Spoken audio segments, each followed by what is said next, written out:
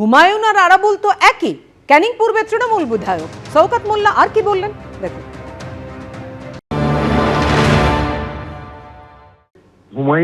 হুমায়ুন যেমন আর আরাবুল তেমন, এই দুজনের মধ্যে কোনো তফাৎ নেই। কারণ যে হুমায়ুন কবিরের কথা আপনি বলছেন, যে বাবরি মসজিদ নিয়ে রাজনীতি করছে, 2019 সালে যে বিজেপির ক্যান্ডিডেট হলো, এবং শুধু ক্যান্ডিডেট হওয়া নয়, যে উত্তরপ্রদেশের যিনি মুখ্যমন্ত্রী যোগী আদিত্যনাথ, যার হাত দিয়ে তিনি ঝান্ডা নিলেন, তাকে পরিচিতি করালো যোগী আদিত্যনাথ, বাংলার মানুষ তাকে কখনো বিশ্বাস করে না। ফলে আরাবুল কার সাথে গেল আর কার সাথে থাকলো আর কার সাথে কথা বললো, তৃণমূল কংগ্রেসের কিছু যায় আসে না।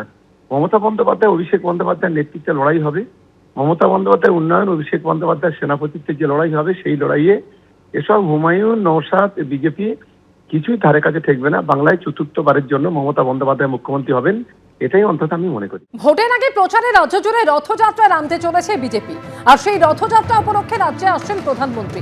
কোচবিহারে থাকবেন তিনি এবং সেই রথযাত্রা যা শেষ হবে ব্রিগেডের জনসভায়। ভোটের প্রচারে ফের রাজ্য জুড়ে রথযাত্রায় নামতে চলেছে বিজেপি নেতৃত্ব। কোচবিহার থেকে রথযাত্রায় অংশ নিচ্ছেন প্রধানমন্ত্রী। 5 কিংবা 6 মার্চ কোচবিহারে আসছেন প্রধানমন্ত্রী। কোচবিহারে রথযাত্রায় তিনি থাকবেন এবং এরপরে যা শেষ হবে ব্রিগেডে। 5টি সাংগঠনিক বিভাগে ভাগ করে বিজেপির এই রথযাত্রা কর্মসূচি শুরু হবে। রাজ্য জুড়ে ঘুরে মাঝ মার্চে রথ আসবে ব্রিগেডে, আর সেখানেই সভা করবেন মোদী। 1 মার্চ থেকেই শুরু হচ্ছে রথযাত্রা এবং তারপরে দলের জন্য বিরতি। 13, 14 কিংবা 15ই মার্চ ব্রিগেডে প্রধানমন্ত্রী সভার প্রস্তুতি। কোচবিহার, আমতা, ইসলামপুর, তারাপীঠ, রায়দিঘি 5টি রথ ঘুরবে রাজ্য জুড়ে এবং তা শেষ হবে ব্রিগেডে।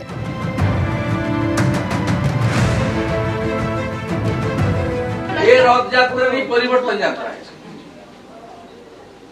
परिवर्तन यात्रा है, इसमें सार्वजनिक रूप से होगा। जहां जहां चुनाव होता है, परिवर्तन यात्रा या चुनाव जीतने की संकल्प यात्रा होता है। ये जिस तरीके से सब राज्यों में होता है, यहाँ भी होता है। और प्रभु जगन्नाथ देव का रथ यात्रा भी होता है हिंदू समाज के लिए पूरा विश्व में।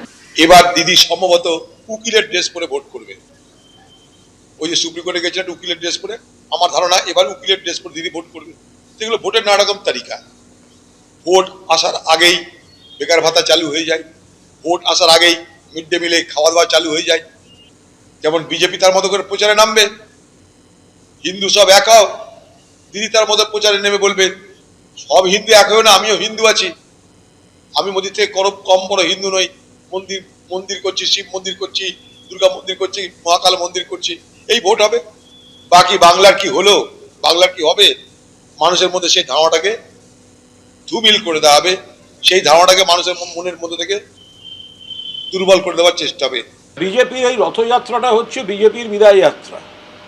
তার কারণ হচ্ছে বাংলায় উন্নয়ন মমতা বন্দ্যোপাধ্যায় দিয়েছেন, আর বিজেপি দিয়েছে বৈষম্য, টাকা আটকে রাখা, বাংলার অধিকার না দেয়া, বাংলা এবং বাঙালি মনীষীদের অপমান, বাংলা ভাষার অপমান, বাংলা ভাষা বললে অন্য রাজ্যে পিটিয়ে মারা, বাংলা ভাষা বললে বাংলাদেশে পাঠিয়ে দেয়া, আর এখন সকলকে লাইনে দাঁড় করিয়ে দেয়া অস্তিত্বের সংকটে। মানুষের জীবনের যুদ্ধে পাশে নেই বিজেপি, এরা বাংলার বিরোধী। এদের রথ বাংলার মানুষ প্রত্যাখ্যান করে ওটাকে বিজয়, ওদের হবে না, ওদের বিদায়। ওরা যেটাকে বিজয় দেখাচ্ছে সেটা ওদের বিদায়। ওই রথযাত্রা বিজেপির বিদায় যাত্রা। এবিপি আনন্দ, এগিয়ে থাকে, এগিয়ে রাখে।